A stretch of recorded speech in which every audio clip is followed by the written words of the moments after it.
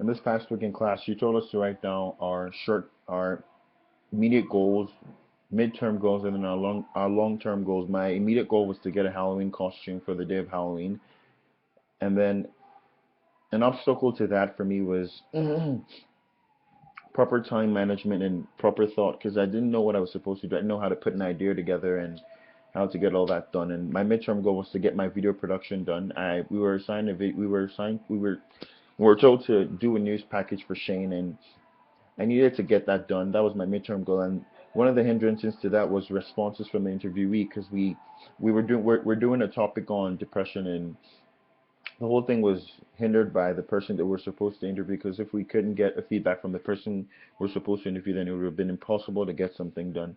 But eventually we got it done. And then the last was making Christmas plans. That's my long-term goal for now. And I think that was hindered by people around me because I need to be able to know what everybody around me is doing, what family is doing, if everybody's coming home or they're just staying in at their bases.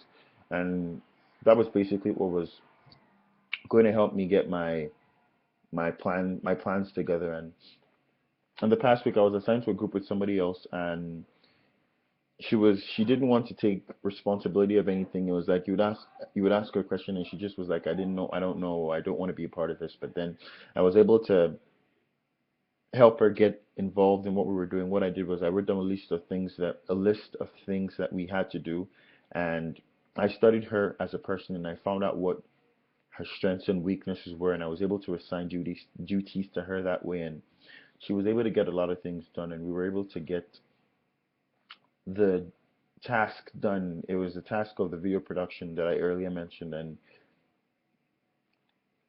it wasn't an easy task, but it became easy by just studying the people around me and by studying the person I was in a group with, and then finding a way to know what her strengths and her weaknesses were, and then assigning a duty to her. That was some of the things that I did in this past week.